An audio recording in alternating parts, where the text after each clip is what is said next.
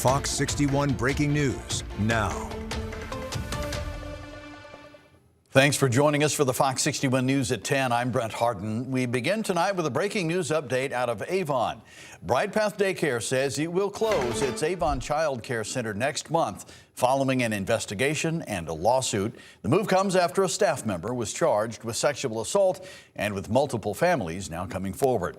The center will shut down on May 22nd as the investigation continues and families look for new child care options.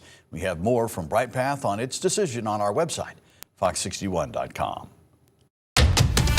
Me being, head of the family, and I guess $30 ain't much, but at least it's something, Well, some relief could be coming to your electric bill. Pura approved decreased utility rates for Eversource and United Illuminating. But as Fox 61's Tim Latow explains, don't expect a huge drop just yet. Eversource customers can expect roughly $30 less on their monthly bill. For United Illuminating customers, it's roughly $34 less. The lower rates take effect in May, but Eversource says a significant increase in rates could come next year. I think that would be great because we spend way too much on electricity as it is. Everyone welcomes a lower electric bill. The Pure-approved decrease is made possible by the profitable contracts the state signed with Millstone and Seabrook nuclear power plants in 2019 when they threatened to close. Governor Ned Lamont says the profit the state made from operating costs has now put the funds in a surplus. We said almost 5 cents a kilowatt hour. We'll guarantee that. If a price of electricity is less than that, we'll eat it. If it's more than that, we get a benefit.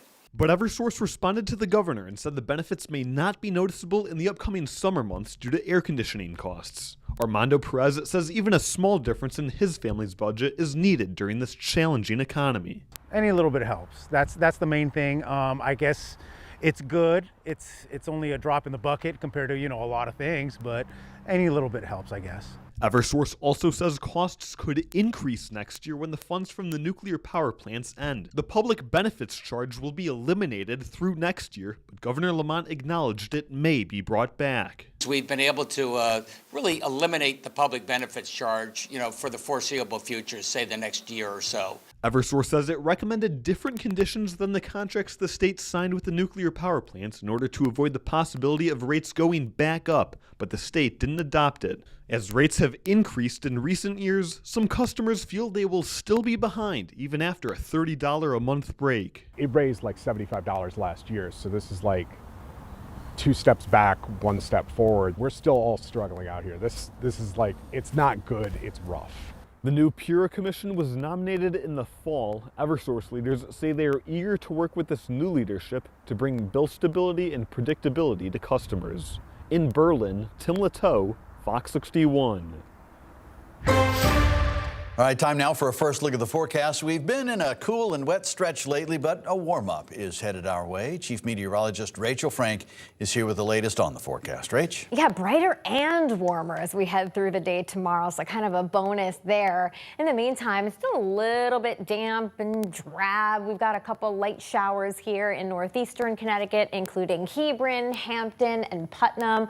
Also see another shower that's just moved into western Connecticut and Kent. We're not looking at a lot of measurable rain tonight, but again, a few leftover lingering spot showers, Stamford, Darien as well. Temperatures are in the 40s across the state, and the wind is diminishing. As that wind goes down, the visibility may come down as well. There is a chance for some areas of patchy fog. So check in with the Fox 61 Morning Show crew just in case to let you know if there are any trouble spots out there with the fog tomorrow morning for the commute. Otherwise, we're looking at temperatures in the 30s to around 40 as we head towards daybreak tomorrow.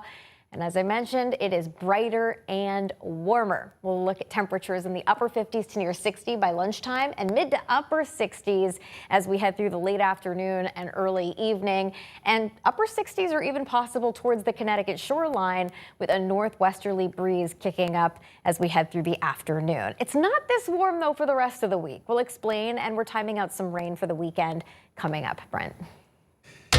All right, Rach, thank you. Well, Hamden police say 3 people are in custody following a stabbing earlier this year. The incident happened January 16th on Pine Rock Avenue.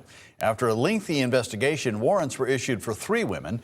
Sonia Davila is held on a $250,000 bond, Yuritsa Ray on $150,000, and Yamiles Garcia on $50,000. Police say all 3 turned themselves in today. New Britain police have an arrest warrant out for the man they say was involved in a home invasion early this morning. Officers responded to Vance Street around 1 a.m. Investigators say the people who lived there were home during the robbery and that shots were fired. Shortly after the incident, officers say a man arrived at a hospital with several gunshot wounds. We do not know his condition. A few hours ago, police told us they have an arrest warrant out for Zakai Santos from Waterbury. They did not say his involvement in the case, but he faces several charges, including robbery and risk of injury to a child. Well, Hartford police are investigating a shooting that left a man injured last night. Police say he was shot near Sisson Avenue. Detectives met with him at the hospital around 10:30. He is expected to recover. And a Hartford family is sharing their pain tonight after coming face to face with the man accused of killing their loved one. Police say 20-year-old Jay Sean Johnson shot 20-year-old Isaiah Akin Molina during a party at a popular social club last September. Fox 61's Alicia Hercules has more on the charges Johnson faces and reaction from the victim's family.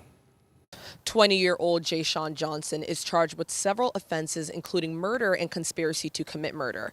The victim's mother says every day without her son has been unbearable.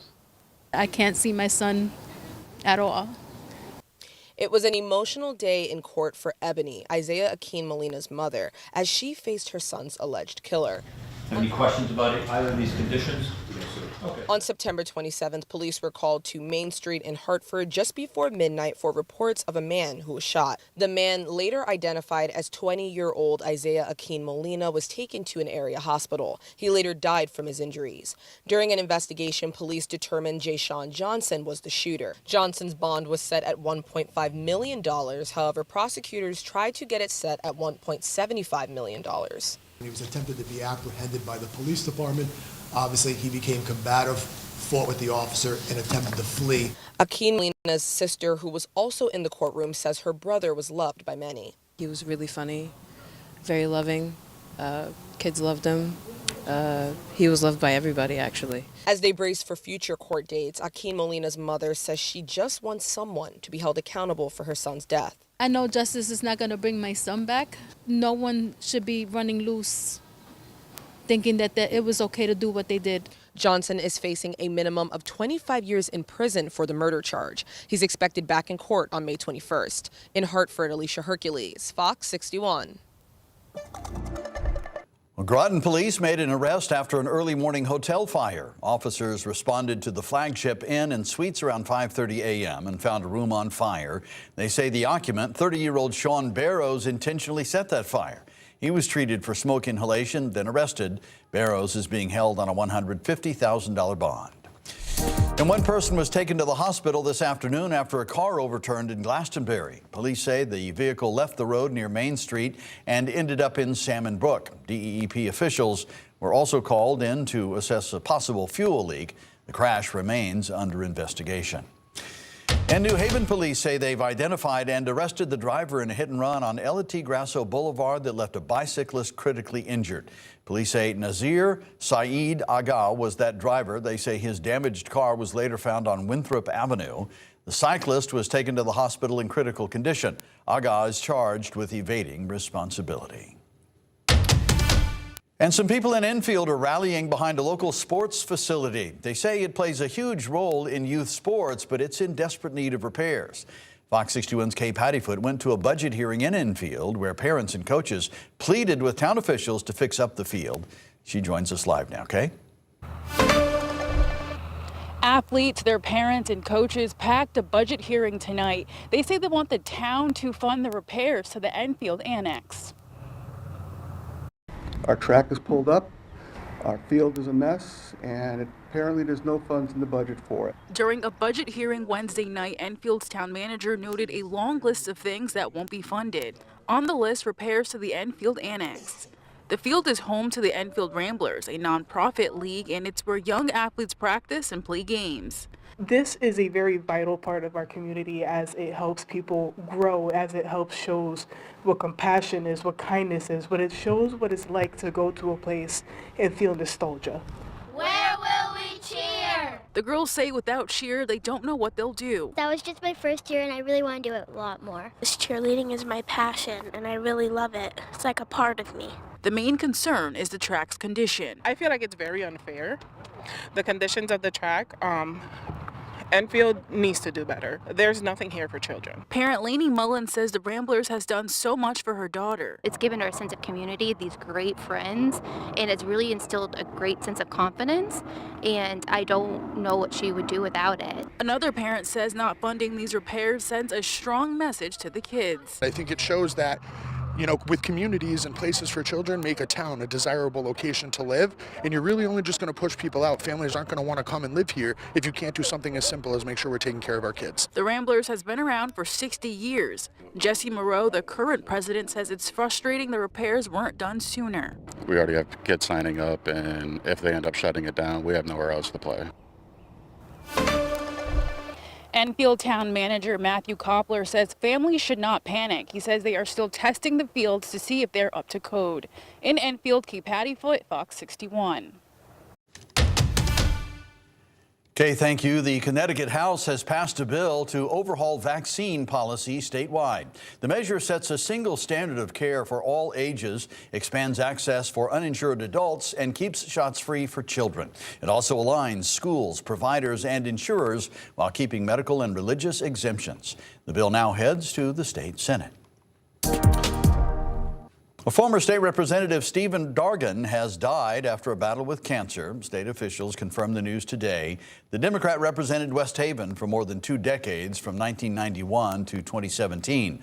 Dargan played a key role in pushing for tougher gun laws in Connecticut following the Sandy Hook school shooting. U.S. Representative John Larson called him a dedicated public servant with a heart of gold, a strong sense of humor, and a deep understanding of his community. Dargan was 70 years old.